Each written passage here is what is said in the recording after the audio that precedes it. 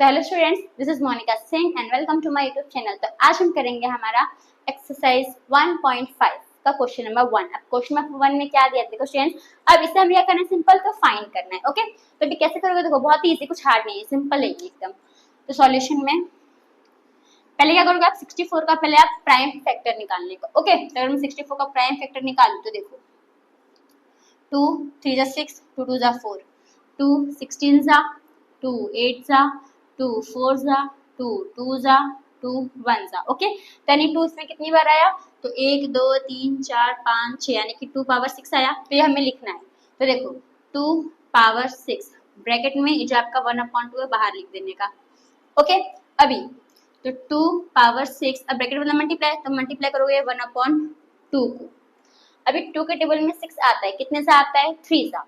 तो 2 1 2 3 सा, इस यहाँ पे जो 2 का पावर है वो क्या आ जाएगा, क्यूब है, 2 क्यूब आ जाएगा। अभी 2 क्यूब कितना होता है, 8। तो हमारा आंसर आ गया, खत्म। होप आपको समझ में, बहुत सिंपल था ना, ऐसे करना है आपको सब में। ओके, तो इसमें कैसे करोगे, देखो स्टूडेंट्स,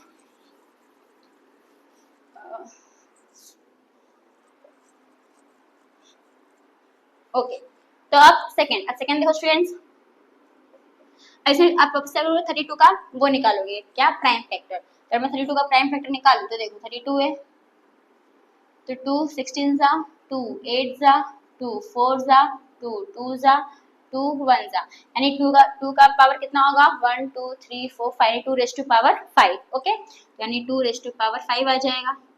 फिर ब्रैकेट में ये पावर 1/5। अभी 2 पावर 5 है, इसको आप मल्टीप्लाई करोगे 1/5 से। अब 5 5 देखो सेम है, तब आप क्या कर दोगे, इसको एक कैंसिल हो जाएगा। ओके, तो 5 5 क्या हो जाएगा आपका, कैंसिल। यानी 2 का पावर क्या आ गया, 1। तो इसका मतलब जब आंसर है वो क्या आ गया आपका, 2 आ गया। तो फ्रेंड्स आपको इस सेकंड समझ में आया। नेक्स्ट थर्ड पे,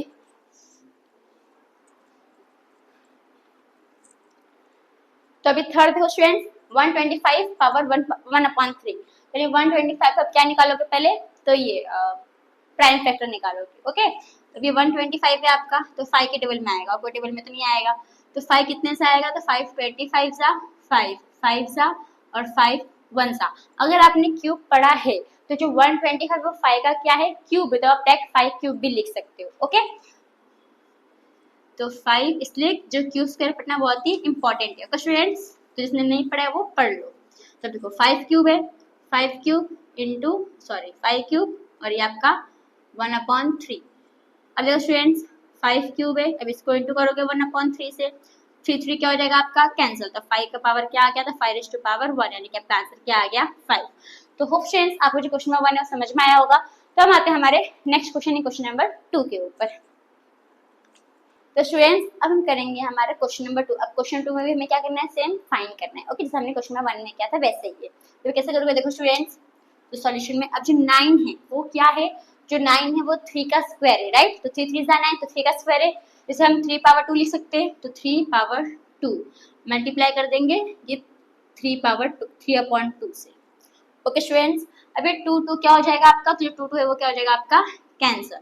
तो 3 का पावर क्या आ गया, 3 रेज़ टू पावर 3। अभी 3 क्यूब कितना स्टूडेंट्स, तो 3 3 9 9 3 27 यानी 3 क्यूब कितना है, तो 27। ओके, आ गया हमारा आंसर। नेक्स्ट सेकंड पे, अभी 32 का हम क्या निकालेंगे, तो प्राइम फैक्टराइजेशन। अभी हमने क्वेश्चन नंबर 1 में निकाला था 32 का प्राइम फैक्टराइजेशन। तो क्वेश्चन नंबर 1 में जो हमने निकाला था 32 का प्राइम फैक्टराइजेशन, उसमें क्या आया था, तो 2 रेज़ टू पावर 5 आया था। तो यहाँ पे मैं पुट कर सकती हूँ 2 रेज़ टू पावर 5, तो हम पुट कर देते हैं। तो 2 रेज़ टू पावर 5 इंटू यहाँ पे क्या आ जाएगा, तो ये 2 पावर 2/5। ओके, अभी 5 5 सेम है, तो 5 5 क्या हो जाएगा आपका, कैंसिल। तो 2 रेज़ टू पावर 2 आ जाएगा। अभी 2 स्क्वायर कितना हो जाएगा, 4, 2 स्क्वायर 4 आ गया हमारा आंसर।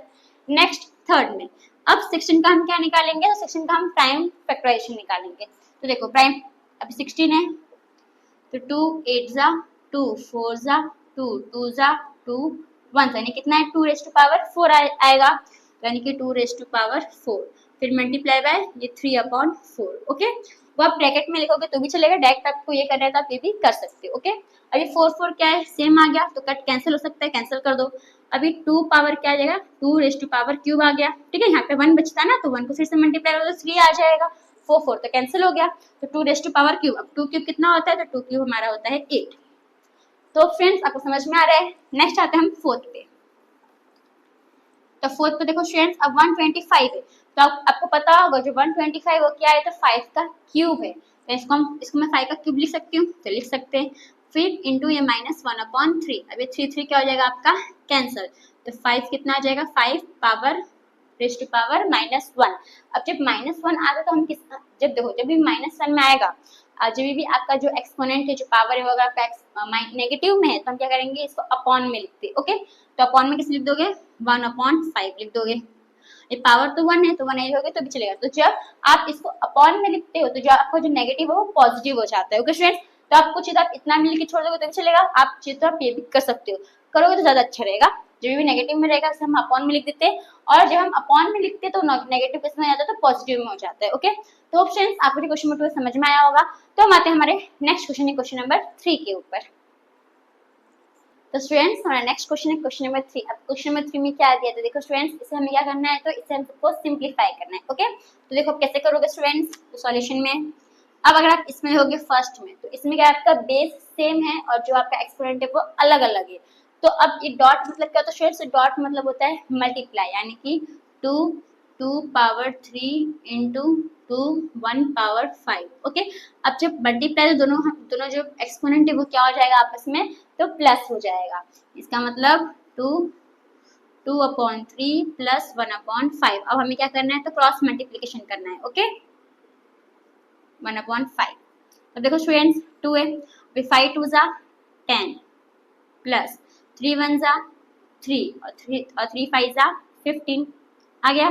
तो अब 2 है, 10 प्लस 3 कितना हो जाएगा, 13/15। अभी कुछ कट कैंसिल नहीं हो सकता ना, तो हमारा आंसर यहाँ पे क्या हो जाएगा, स्टॉप हो जाएगा।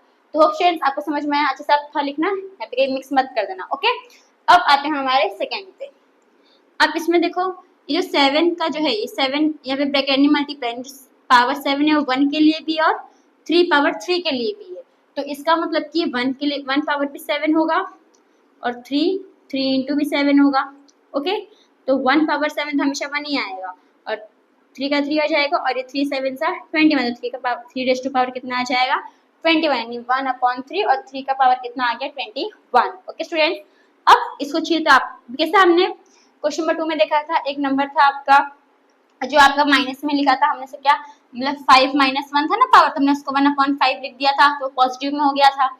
इसको भी आप ऐसे कर सकते हो, इसको भी आप ऊपर लिख सकते हो, तो क्या आएगा, लेकिन वो 3 पावर 21 होगा, पर आगे क्या आ जाएगा, नेगेटिव आ जाएगा। ओके, तो आप यहाँ तक लिखोगे तो भी चलेगा, यहाँ तक लिखोगे तो भी चलेगा, आंसर दोनों ही राइट है। ओके स्टूडेंट्स, अब नेक्स्ट आते हैं हम हमारे थर्ड पे। अब इसमें देखो, अब इसमें देखो इस दोनों में बेस सेम है और ये दोनों पर क्या हो रहा है, डिवाइड हो रहा है। तो इसका मतलब जब डिवाइड रहता है तो हम क्या करते हैं, देखो मल्टीप्लाई रहता है तो हम क्या करते हैं, प्लस करते हैं, डिवाइड रहेगा तो हम क्या करेंगे, माइनस करेंगे। ओके, तो यानी कि जो 11 है, 11 1 पावर 2 माइनस 1 पावर 4।